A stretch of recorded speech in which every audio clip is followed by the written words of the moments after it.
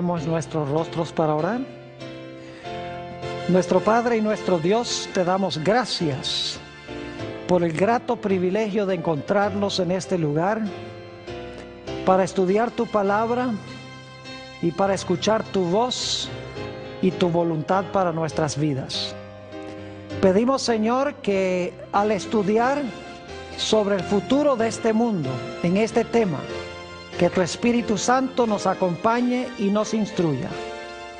Te damos gracias por la promesa de tu compañía y gracias por escuchar nuestra oración, pues te lo pedimos en el precioso nombre de tu Hijo, Cristo Jesús.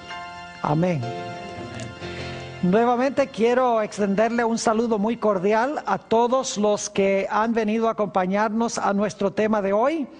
Y quiero saludar también en forma muy especial a aquellas personas que nos están acompañando vía satélite por la pantalla de televisión en los diferentes países de habla hispana del mundo. Estamos muy contentos de tenerles con nosotros.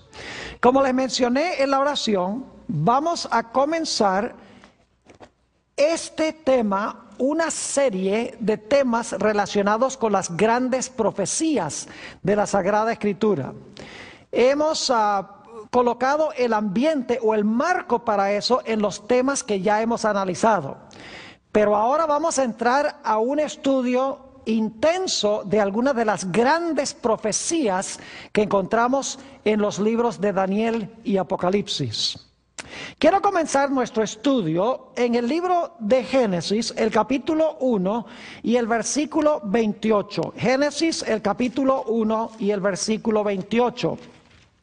Hemos comenzado varias veces con este versículo porque es supremamente importante. Dice allí en Génesis 1:28, hablando de la creación del hombre, y los bendijo Dios, y les dijo, fructificad y multiplicaos, llenad la tierra y sojuzgadla. Y ahora vienen dos puntos claves que quiero subrayar.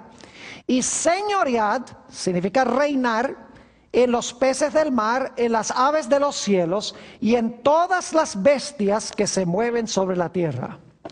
Como hemos visto, Dios colocó al hombre como rey de este planeta.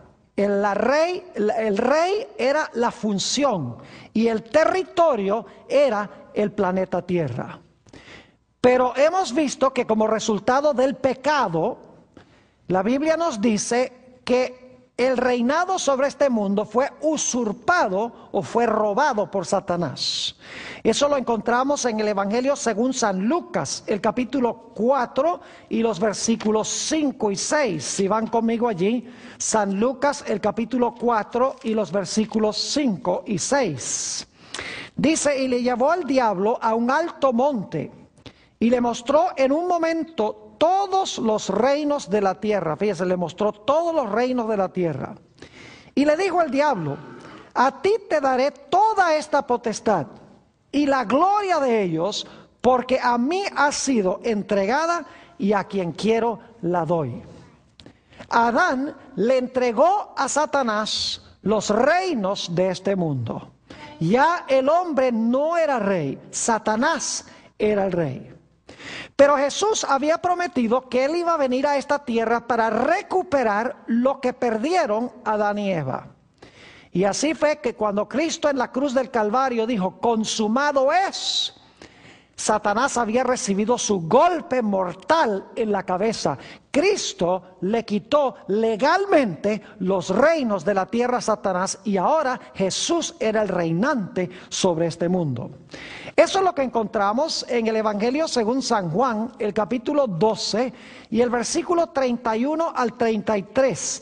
San Juan, el capítulo 12 y el versículo 31 al 33. Aquí Jesús está por ir a la cruz del Calvario.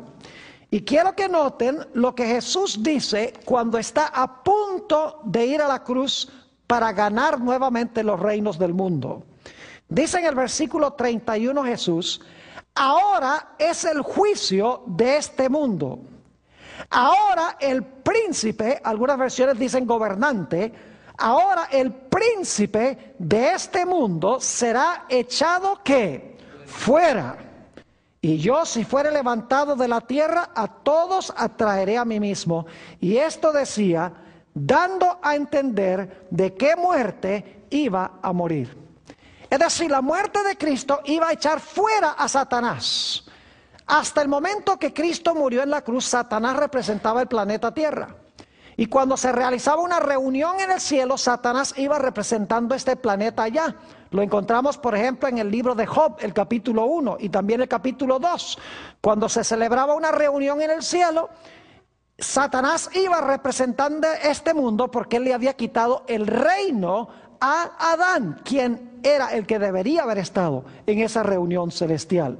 Pero como dice en San Juan 12, el diablo, el príncipe de este mundo, fue echado fuera cuando el Señor Jesucristo murió en la cruz. Es decir, Jesús ahora legalmente ocupa el reino de este mundo, ocupa el trono de este mundo. Noten también lo que dice Apocalipsis, el capítulo 12, Apocalipsis, el capítulo 12, y quiero leer el versículo 12.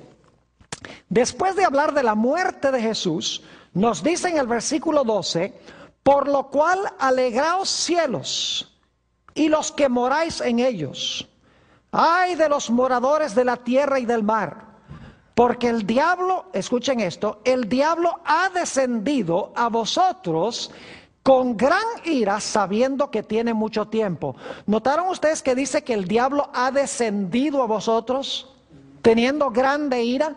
¿Ha descendido de dónde? Es la pregunta clave. Noten lo que dice el versículo 10. Entonces oí una gran voz en el cielo que decía, ahora ha venido la salvación, el poder y el reino de nuestro Dios y la autoridad de su Cristo, porque ha sido lanzado fuera el acusador de nuestros hermanos, el cual los acusaba delante de nuestro Dios día y noche. ¿De dónde fue echado Satanás? Del lugar a donde acusaba al pueblo de Dios, que día y noche. Es decir, el diablo antes de la cruz, como le había quitado el trono a Adán, iba al cielo representando este mundo, pero como dice en Job 1, iba para acusar a los hijos de Dios que se encontraban aquí en la tierra. Pero en la cruz fue lanzado fuera. Sin embargo, al mirar al mundo, no pareciera que Jesús estuviera gobernando sobre este mundo, porque el mundo se está desmoronando, los reinos se están peleando uno contra el otro, todo parece estar fuera de control y nos hace preguntar cómo es que Cristo es el rey de este mundo, cómo es que Cristo recuperó el trono y hay tantos reinos peleando y parece que todo está fuera de control. La sencilla explicación es que cuando Cristo murió en la cruz, legalmente, en un tribunal, por así decirlo, le quitó el reino legalmente a Satanás. Pero, como dice en Apocalipsis 12, Satanás sabe que por eso tiene poco tiempo. Así que él está llevando a las naciones a luchar una contra otra. Quiere dar la impresión de que él está en control, porque él no quiere que la gente sepa que Jesús ahora legalmente es el rey de este mundo. Ahora, la profecía que vamos a estudiar en nuestro tema de hoy es crucial entenderla, porque vamos a estudiar otras profecías en noches subsiguientes que están estrechamente relacionadas con esta profecía. Vamos a estudiar la profecía de Daniel, el capítulo 2. Y antes de entrar a estudiar este capítulo, necesito hacerles una explicación muy importante. Hay tres escuelas de interpretación profética. La primera escuela se llama la escuela preterista. Es la idea de que la mayoría de las profecías de Daniel y Apocalipsis ya se cumplieron en el pasado. Se cumplieron en el Antiguo Testamento y con los emperadores romanos. Hay otra escuela de interpretación profética que enseña que la mayoría de las profecías no se han cumplido todavía, sino que se van a cumplir en el futuro. Hay una tercera escuela, que es aquella escuela a la cual pertenezco yo a base de mi estudio de las Sagradas Escrituras, de las profecías, que se llama el método histórico de estudiar las profecías. Quiero explicarles qué método es ese. Es la idea de que las grandes profecías de Daniel y Apocalipsis comienzan a cumplirse en los días en que escribió el profeta. Y luego esas profecías se cumplen en sucesión continuada, sin interrupción, hasta la segunda venida de Jesús. Es decir, que las profecías comienzan a cumplirse cuando el profeta escribe. Ahí comienza la secuencia. Luego esas profecías se cumplen por una secuencia de eventos que culminan finalmente con el establecimiento del reino eterno de Jesús. Y todo lo que se encuentra entre el tiempo del profeta y el tiempo cuando se establece el reino eterno son eventos en el transcurso de la historia que se realizan un evento tras otro sin paréntesis y sin interrupción. Esta profecía que vamos a estudiar hoy es el ejemplo clásico del método histórico de interpretar las profecías. Es la profecía de Daniel, el capítulo 2. Vayan conmigo a este magnífico libro de Daniel, a uno de los libros más proféticos del Antiguo Testamento, y vamos a analizar esta historia tan interesante. Ahora, este capítulo presenta un sueño que tuvo un rey. Pero antes de interpretar el sueño, necesitamos entender lo que sucedió antes de que Daniel interpretara el significado del sueño.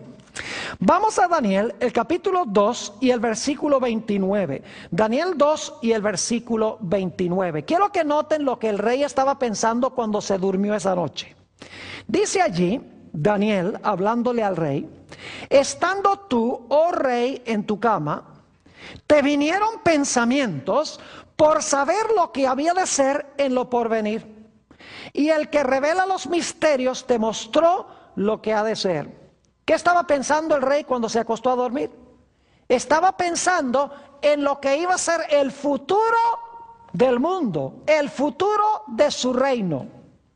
Ahora yo pregunto, ¿creen ustedes que Dios sabía lo que el rey estaba pensando? Claro que sí. Noten que el texto dice que subieron pensamientos en su mente. Es decir, él no estaba hablando sobre el futuro de su reino, estaba pensando en el futuro de su reino. Y lo interesante es que Dios sabía lo que el rey estaba pensando. Y por lo tanto Dios dice: tú estás interesado en el futuro de tu reino, pues yo te voy a dar un sueño que te va a indicar ese futuro. Así que Dios le da al rey un sueño para que él pudiera entender lo que iba a pasar con su reino y lo que iba a pasar en el futuro. Lo interesante es que según Daniel, el capítulo 2 y el versículo 3, algo muy extraño sucedió. Daniel 2 y el versículo 3. El rey llama a sus expertos, a sus magos, astrólogos, adivinos, y dice en el versículo 3, y el rey les dijo: he tenido un sueño, y mi espíritu se ha turbado por saber el sueño. Es decir, el rey sabía que había soñado, pero no se acordaba qué es lo que había soñado. Ahora, qué interesante que Dios le diera al rey un sueño y luego entonces Dios lo llevara a olvidar el sueño cuando se despertara. Es algo muy extraño. ¿Por qué Dios le iba a dar un sueño sobre el futuro de su reino para luego llevarlo a olvidar su sueño? Bueno, había una razón muy especial. Yo quiero que ustedes noten que aquí en Daniel, el capítulo 2, se está realizando un juego y un contrajuego. Está jugando Dios y está jugando también Satanás. Esto demuestra que hay dos poderes en el mundo invisible que están luchando tremendamente detrás del telón de la historia. Ahora, ¿por qué razón llevó Dios al rey a olvidar el sueño? Porque Dios sabía que cuando olvidara el sueño, el rey iba a mandar a llamar a todos los expertos de su reino. Dios sabía que inmediatamente el rey, no sabiendo qué era el sueño, pero sabiendo que había soñado, iba a llamar a los magos, a los astrólogos, a los adivinos, a los que leían la palma de la mano, a los que leían la señal del zodíaco, los iba a llamar para que le dijeran el sueño y le explicaran el significado del sueño. Dios sabía que cuando él llamara a estos charlatanes, ellos no le iban a poder decir el sueño. Es decir, el propósito de Dios en llevar al rey a olvidar el sueño era que Dios quería desenmascarar a estos charlatanes. Quería desenmascarar todos estos métodos que ellos usaban para tratar de anunciar lo que iba a suceder en el futuro. Y así exactamente pasó. El rey mandó a llamar a los magos, a los astrólogos, a los adivinos, a los caldeos. Vinieron y el rey les dijo: miren, yo he tenido un sueño y se me olvidó el sueño. Yo quiero que ustedes me digan el sueño. Imagínense eso. Ahora yo les quiero preguntar, ¿ustedes creen que Satanás es capaz de leer los pensamientos? ¿Creen que Satanás es capaz de leer nuestros pensamientos? No. Si Satanás hubiera sido capaz de leer los pensamientos, ¿podría haber leído el sueño que Dios le dio al rey Nabucodonosor cuando lo estaba pensando? Claro que sí. ¿Ustedes creen que el diablo se estaba muriendo por decirle al rey el sueño que había tenido a través de estos charlatanes? Claro que sí.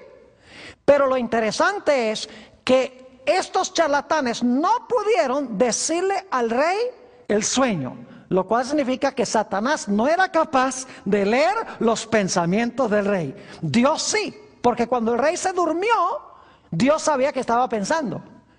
Pero Dios ocultó el sueño y Satanás no pudo leer sus pensamientos, por eso no le pudo susurrar a estos charlatanes el sueño que había tenido el rey. Ahora, estos charlatanes usaban toda clase de métodos prohibidos para tratar de revelar lo que iba a suceder en el futuro. Si ustedes leen, y solamente voy a mencionar este pasaje, Deuteronomio 18, 9 al 12, nos da toda una lista de prácticas que Dios prohibió que la gente usara para determinar el futuro. Por ejemplo, prohibió el intento de comunicarse con los muertos, prohibió el intento de leer el destino en las estrellas, prohibió terminantemente procurar leer el destino a través de psíquicos. Hoy son aquellos que leen el futuro supuestamente en la bola de cristal.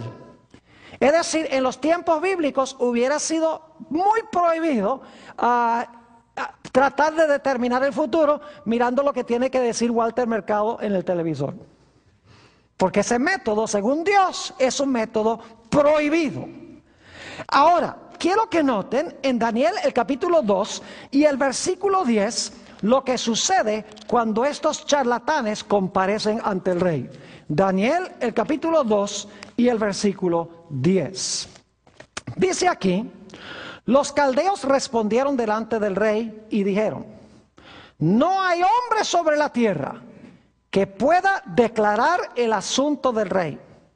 Además de esto, ningún rey, príncipe ni señor preguntó cosas semejantes a ningún mago, ni astrólogo, ni caldeo. Le dicen: lo que tú estás pidiendo es imposible. Tú estás pidiendo algo injusto, que nosotros digamos el sueño. Ahora, nosotros podemos decirte lo que significa el sueño si tú nos dices el sueño, pero no podemos decirte el sueño.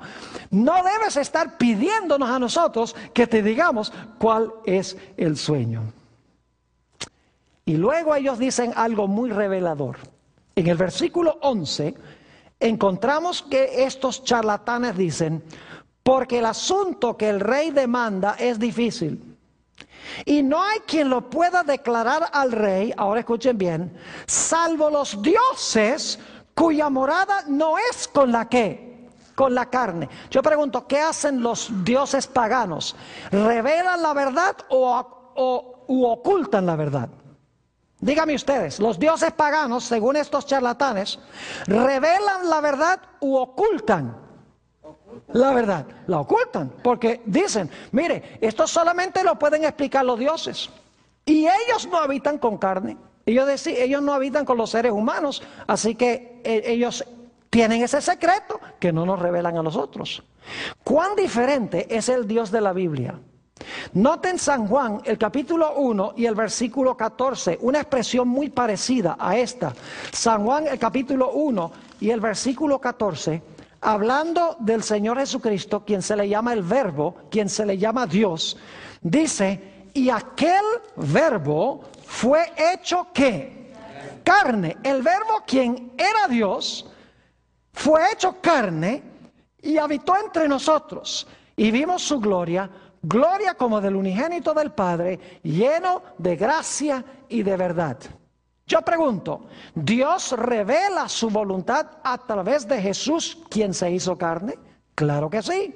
Dios es un Dios que revela su voluntad a los seres humanos. Los dioses paganos no les interesa revelar la verdad, sino que les interesa ocultar la verdad, porque ellos no moran con carne. Es decir, el Dios de la Biblia es Dios que revela sus secretos, mientras que los dioses paganos son dioses que ocultan sus secretos. Es decir, Dios quería que Nabucodonosor conociera estas cosas que había visto en su sueño. Ahora fíjense lo que hace Satanás.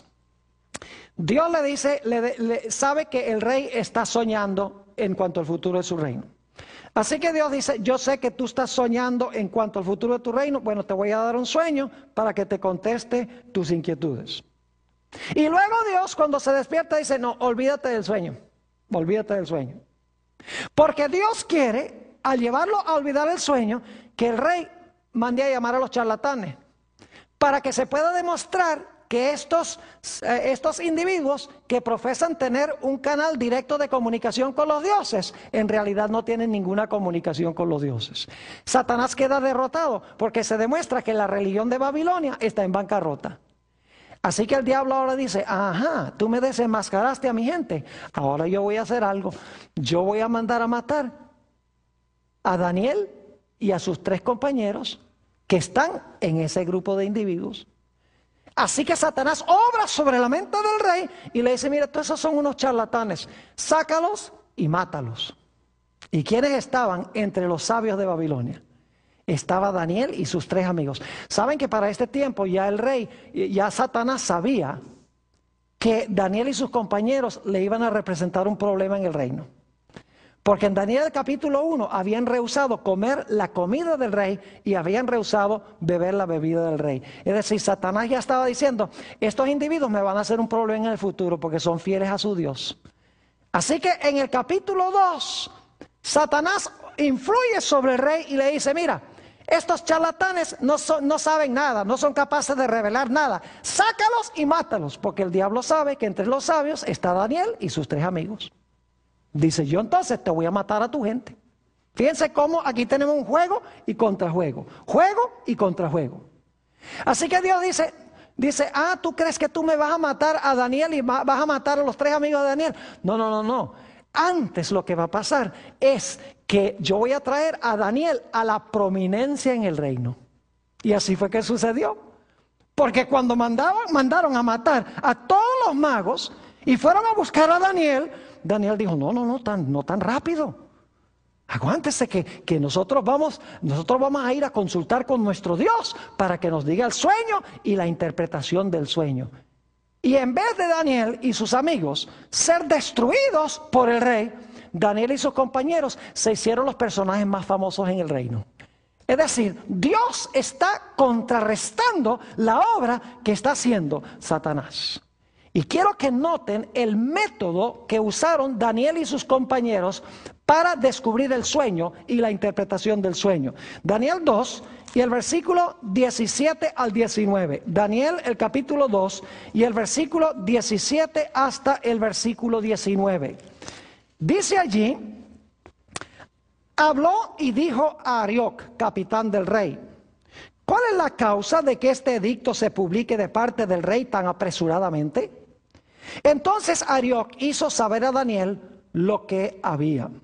Y Daniel entró y pidió al rey que le diese tiempo y que él mostraría la interpretación del rey. Luego se fue Daniel a su casa e hizo saber lo que había a Ananías, Misael y Azarías, sus compañeros, para que fueran y miraran la bola del cristal. No, gracias. Para que fueran y miraran la señal del zodíaco. No. Para que le leyeran la palma de la mano. No, esa no es la forma. Dice en el versículo 18, para que pidiesen misericordias del Dios del cielo sobre este misterio, a fin de que Daniel y sus compañeros no perecieren con los otros sabios de Babilonia. ¿Cómo era que Dios iba a revelar su secreto? A través de los muertos, a través de los psíquicos, a través de la bola de cristal, a través de la señal del zodíaco, a través de la palma de la mano. No, ¿a través de qué? A través de la oración. Que pidieran las misericordias de Dios para que Dios revelara su secreto. En Amós el capítulo 3 y el versículo 7, ese versículo también conocido, nos dice que el Señor Jehová no hará nada sin que revele su secreto ¿a quiénes? Sin que revele su secreto a sus siervos, los profetas. Así que encontramos muy interesante esta historia. Dios sabe lo que el rey está pensando. Y por lo tanto le da un sueño para mostrarle lo que él está pensando. Mira, este es el futuro de tu reino. Cuando el rey se despierta, Dios le dice, olvídate del sueño. Porque Dios sabe que va a llamar a los magos, los astrólogos y los adivinos. Y los manda a llamar y se demuestran todos unos charlatanes. Porque no son capaces de decirle al rey el sueño.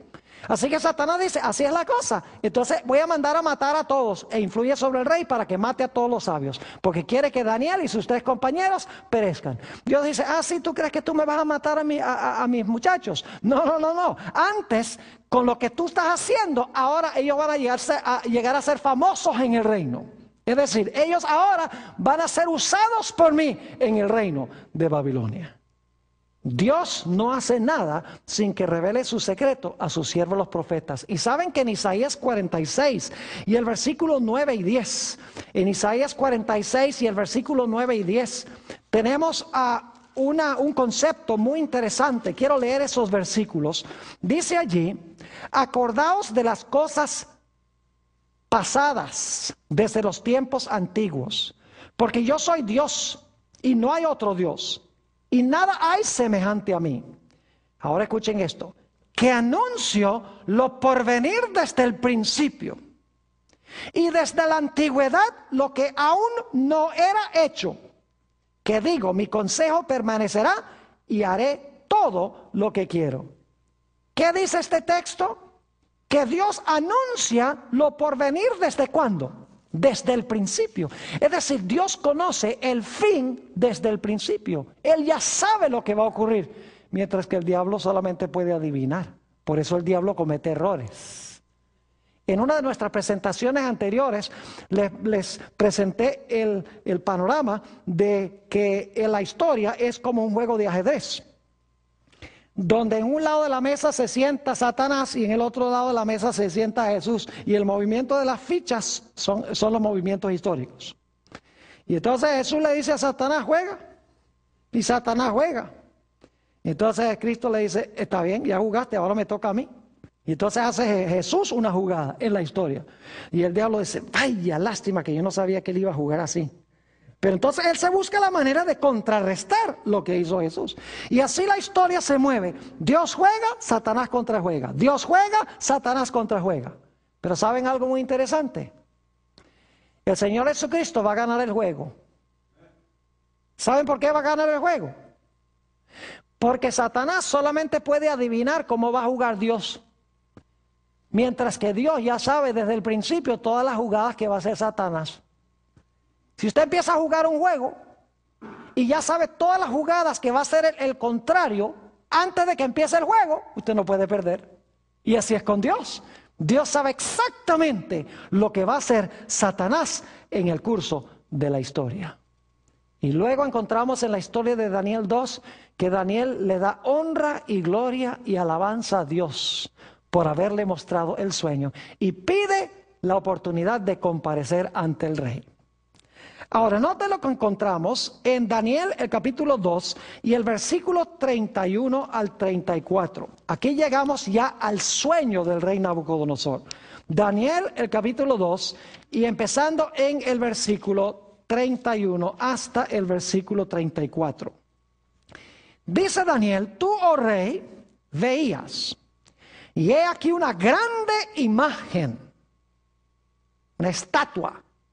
Esta imagen que era muy grande y cuya gloria era muy sublime, estaba en pie delante de ti y su aspecto era terrible. Ahora quiero que usen su imaginación. La cabeza de esta imagen era de oro fino, su pecho y sus brazos de plata, su vientre y sus muslos de bronce, sus piernas de hierro y sus pies en parte de hierro y en parte de barro cocido. Estabas mirando hasta que una piedra fue cortada, no con mano, e hirió a la imagen en sus pies de hierro y de barro cocido y los desmenuzó. Entonces fueron desmenuzados también el hierro, el barro cocido, el bronce, la plata y el oro, y fueron como tamo de las eras del verano, y se los llevó el viento sin que de ellos quedara rastro alguno. Mas la piedra que hirió a la imagen fue hecha un gran monte que llenó toda la tierra. Este es el sueño. Una estatua, cabeza de oro, pecho y brazos de plata, vientre de bronce, piernas de hierro, pies de hierro mezclado con barro, una gran piedra que viene a toda velocidad, pega en los pies de la imagen, destruye toda la imagen, todos los metales, los pies, etc. Y luego la piedra se convierte en una montaña que llena toda la tierra. Inmediatamente nos preguntamos, ¿qué significa este sueño? Bueno, permítame en primer lugar mencionar que en este sueño el valor de los metales va disminuyendo. Oro, plata, bronce, hierro, y cuando uno llega a los pies, ni hierro puro hay. Es decir, la historia va a ir mejorando, ¿verdad que sí? Cada reino va a ser mejor que el anterior. No. Significa que la historia va a ir de mal en peor, se va a degenerar o se va a deteriorar. Pero noten también que a medida que va bajando el valor de los metales, también va subiendo la consistencia y la fuerza de los metales. Porque el más fuerte es ¿qué cosa? El hierro es el más fuerte. Es decir, que los reinos van a ir degenerando, pero al mismo tiempo se van a volver más ¿qué? Más despóticos, más tiranos y más rudos, según la secuencia de los metales de Daniel el capítulo 2. Ahora, ¿qué representan estos símbolos de Daniel 2? Volvamos otra vez al capítulo 2 y el versículo 38. Daniel el capítulo 2 y el versículo 38. Y vamos a ver la interpretación que Daniel da de este sueño. Vamos a empezar en el versículo 37 para el contexto. Dice, tú, oh rey, eres rey de reyes, porque el Dios del cielo te ha dado reino, poder, fuerza y majestad. Y donde quiera que habitan hijos de hombres, bestias del campo y aves del cielo, Él los ha entregado en tu mano y te ha dado el dominio sobre todo. ¿Quién fue el que le dio el dominio a Nabucodonosor? ¿Fue porque tenía mejores ejércitos, más armas, porque era más poderoso, más inteligente? No. ¿Quién le dio el reino a Nabucodonosor? Fue Dios. ¿Quién es el que controla y dirige la historia? Es Dios, según este texto. Y luego dice la última parte del versículo 38, tú eres aquella cabeza de ¿qué? De oro. ¿Sobre qué reino gobernaba Nabucodonosor? Él gobernaba sobre el reino de Babilonia. Y le voy a dar las fechas. Las fechas para Babilonia son del año 605 al año 539 antes de Cristo. Esto lo pueden leer en cualquier libro de historia. Es decir, que este sueño empieza en los días cuando vivió el profeta, ¿sí o no? Como dijimos, el sueño o esta profecía empieza a cumplirse en los días en que está viviendo el profeta, en los días cuando vive el rey, ahí comienza. Y claro, termina con el reino eterno, ¿verdad que sí? Termina con la piedra y termina con la montaña. Y todo lo que está en el medio son los eventos que llevan a ese clímax final. Ahora, note lo que sigue diciendo en el versículo 39. Y después de ti se levantará otro reino inferior al tuyo. ¿Se dan cuenta que van degenerándose los reinos? Dice, se levantará otro reino inferior al tuyo. Ahora yo pregunto, ¿cuál fue el reino que conquistó a Babilonia? El reino que conquistó a Babilonia fue Medo-Persia. Y el reino de los medos y los persas duró desde el año 539, cuando conquistaron la ciudad de Babilonia, hasta el año 331 antes de Cristo. Ese fue el reino de los medos y los persas. Lo pueden leer en cualquier historia eclesiástica o aún historia universal. Van a encontrar que esa es la secuencia de los reinos. Y dicho sea de paso, no tenemos que adivinar, porque en Daniel el capítulo 5, que es una profecía que no vamos a alcanzar a estudiar en esta serie, en Daniel 5 dice que el reino de Babilonia cayó en manos de los medos y los persas. El mismo libro de Daniel dice que el reino que sucedió a Babilonia fue el reino de los medos y los persas que conquistaron a Babilonia. Y luego note lo que sigue diciendo en el versículo 39. Y luego un tercer reino, ¿de qué? De bronce. Ahora yo pregunto, ¿cuál reino sucedió al reino de los medos y los persas? Si ustedes miran la historia van a encontrar que fue el reino de los griegos. Es decir, Grecia sucedió al reino de los medos y los persas. Ese es el tercer reino. Y el reino de los griegos gobernó desde el año 331 hasta el año 168 antes de Cristo. Fíjense que están cumpliéndose sin interrupción, sin paréntesis, uno tras otro. Pero el tercer reino no es el último. Recuerden que hay 4 metales: cabeza de oro, pecho y brazos de plata, vientre de bronce, piernas de hierro. Y luego los pies, que es una mezcla. A eso vamos más adelante. Sigue diciendo en el versículo 39, el cual dominará sobre toda la tierra, el de bronce. Y ahora versículo 40. Y el cuarto reino será fuerte como hierro. Y como el hierro desmenuza y rompe todas las cosas, desmenuzará y quebrantará todo. Ahora yo pregunto, ¿cuál fue el reino que conquistó a los griegos? El reino que sucedió al reino de los griegos. No cabe duda alguna de que fue el Imperio Romano. Así que tenemos en Daniel el capítulo 2 4 reinos, empezando con los días de Nabucodonosor y llevando hasta el Imperio Romano. Tenemos a Babilonia, tenemos a Medo-Persia, tenemos a Grecia y tenemos a ¿qué? Y tenemos el Imperio Romano. Pero la visión o el sueño no termina allí. Note lo que dice el versículo 41. Dice, y lo que viste de los pies y los dedos, ¿cuántos dedos eran? 10. 2 pies tienen 10 dedos.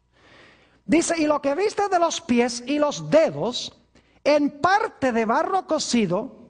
¿De qué clase de barro cocido? Barro cocido de alfarero, y en parte de hierro, será el reino dividido. ¿Cuál reino será dividido? Tiene que ser el cuarto reino.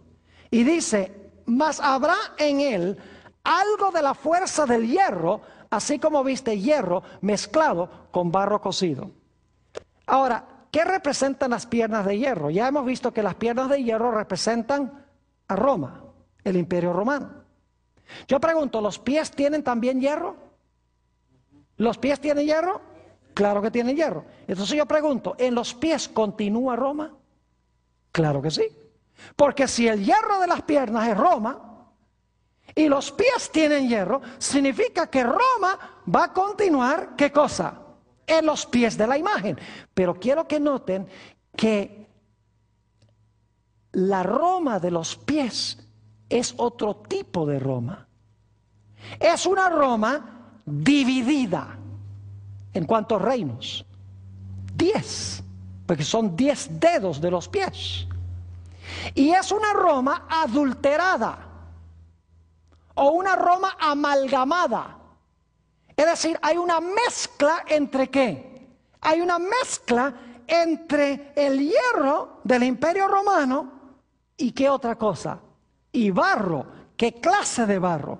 Barro de alfarero. Un detalle muy importante. Es decir, Roma iba a continuar. Después que cayera el Imperio Romano, Roma iba a continuar, pero iba a continuar en un estado ¿qué? Dividido.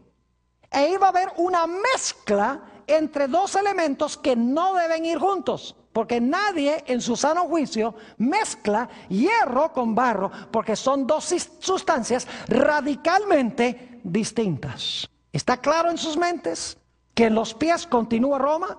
Claro que sí. Pero es una Roma ¿de qué clase? Dividida. Y es una Roma que tiene una amalgama o tiene una mezcla de dos diferentes esencias que no deben ir juntas. Ahora, en Daniel 2 tenemos símbolos, ¿sí o no? Yo pregunto, ¿el oro representa algo? Sí, el oro representa Babilonia. ¿La plata es un símbolo? Claro, la plata es Medo-Persia. ¿El bronce es un símbolo? Claro que sí, el bronce representa a Grecia. ¿El hierro es un símbolo? Claro que sí. ¿La piedra es un símbolo? ¿Cómo no? ¿La montaña es un símbolo? Claro que sí. Entonces yo pregunto, ¿el barro también debe representar algo? ¿El barro también debe simbolizar algo? Claro que sí. Ahora la pregunta clave es, ¿qué representa o qué simboliza el barro? Vamos a Génesis, el capítulo 2 y el versículo 7. Y aquí vamos a avanzar rapidito, porque tenemos material todavía mucho que cubrir. Pero esto es muy importante lo que voy a compartir ahora. Está hablando de la creación del hombre. Dice, entonces Jehová Dios, escuchen esto, formó al hombre del polvo de la tierra. ¿El cuerpo del hombre está compuesto de qué? ¿De qué está compuesto el cuerpo del hombre?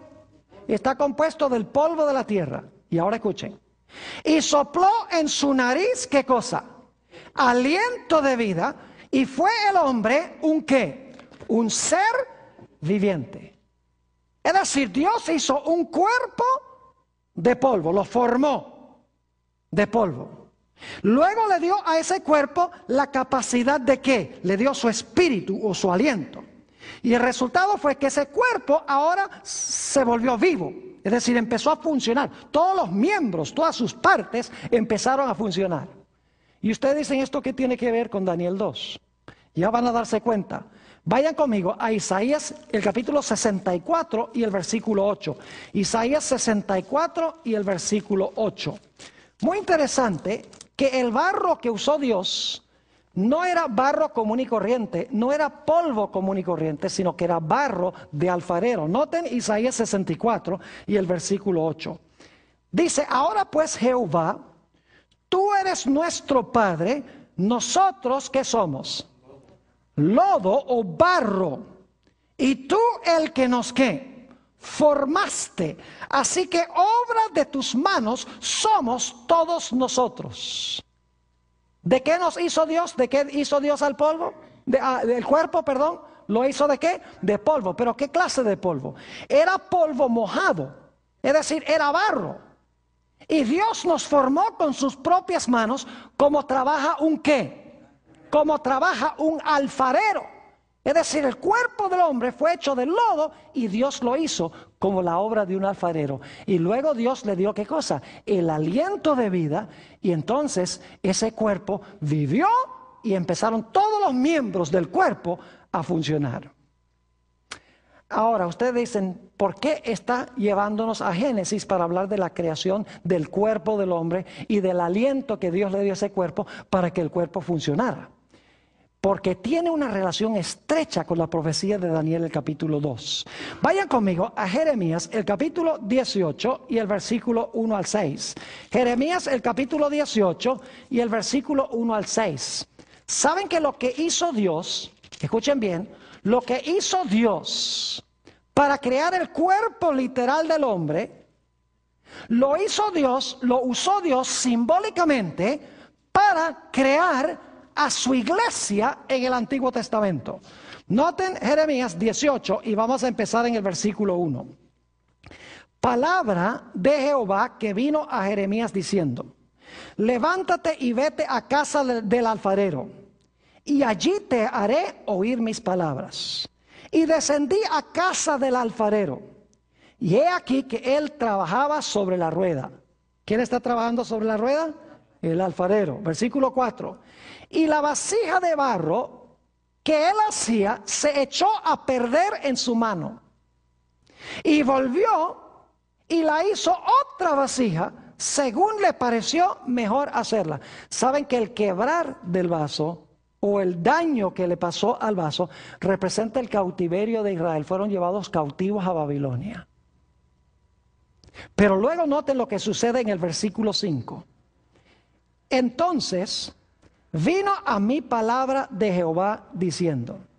¿Qué significa que volvió a hacer la vasija de barro? Dios los volvió a traer ¿de dónde? De Babilonia. Los volvió a formar como su pueblo en Jerusalén. Dice en el versículo 6, no podré yo hacer de vosotros como este alfarero, oh casa de Israel, dice Jehová. He aquí que como el barro en la mano del alfarero, así sois vosotros en mi mano, oh casa de Israel. ¿Qué representa el barro del alfarero simbólicamente? ¿Representa qué cosa? Representa la casa de Israel, que era la iglesia de Cristo, ¿dónde? En el Antiguo Testamento.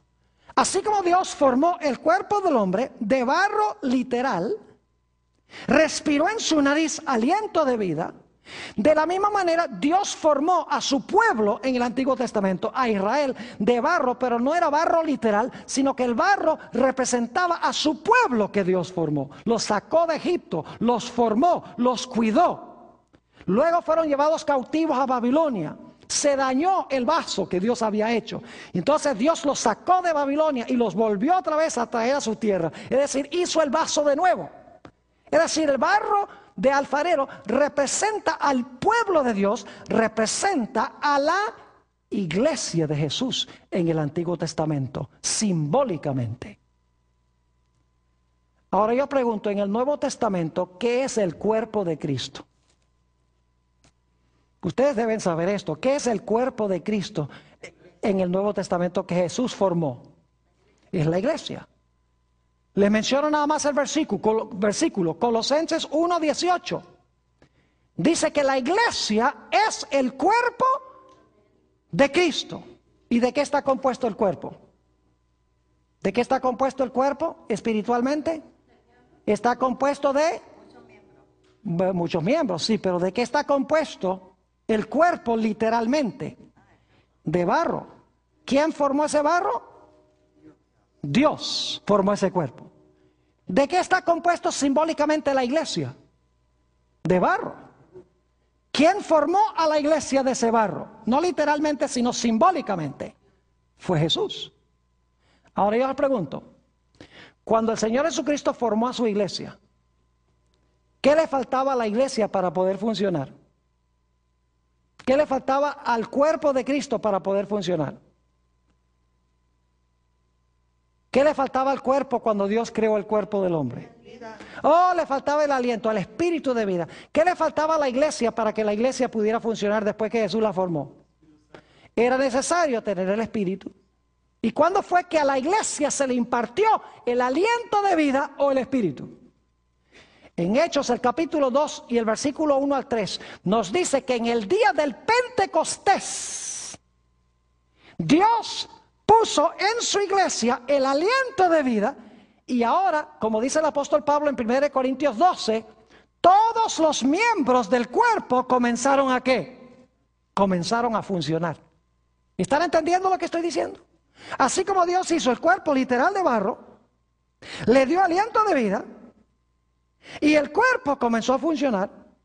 De la misma manera Jesús formó de barro simbólico a su iglesia, le puso el Espíritu Santo y ahora la iglesia empezó a funcionar, la iglesia empezó a vivir y los miembros todos empezaron a funcionar. Es decir, el barro representa ¿qué cosa?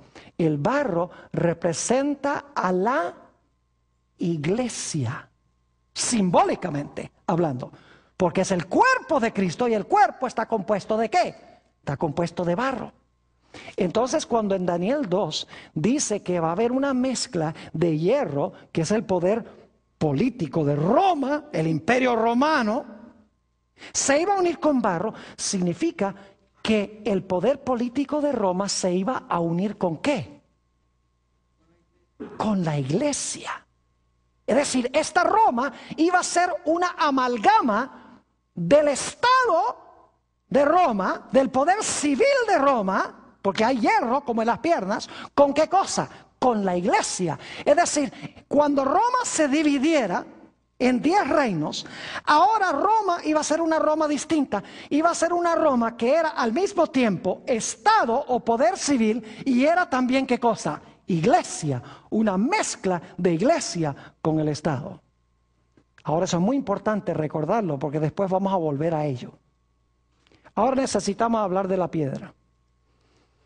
Imagínense ustedes, tenemos esta estatua.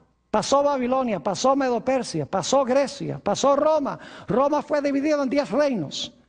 Hubo, vamos a ver en nuestro próximo estudio, una unión entre la iglesia y el Estado, entre Roma civil y la iglesia de Roma, cuando se fragmentó o se dividió el imperio romano. Y esa unión iba a durar hasta que Jesús viniera. Tenemos la piedra. ¿Qué representa la piedra? Bueno, vamos a ver en la Biblia qué representa la piedra. Mateo 21 y el versículo 42. Mateo el capítulo 21 y el versículo 42. Gracias a Dios que ninguno de estos reinos va a ser el reino eterno. Dice allí en San Mateo 21 y el versículo 42 lo siguiente. Jesús les dijo: ¿nunca leísteis en las Escrituras? La piedra que desecharon los edificadores ha venido a ser cabeza del ángulo. El Señor ha hecho esto y es cosa maravillosa en nuestros ojos. Y luego dice en el versículo 44, y el que cayere sobre esta piedra será quebrantado, y sobre quien ella cayere le desmenuzará. ¿Quién es la piedra? La piedra representa ¿a quién? La piedra representa a Cristo. La piedra que los constructores rechazaron es Jesús.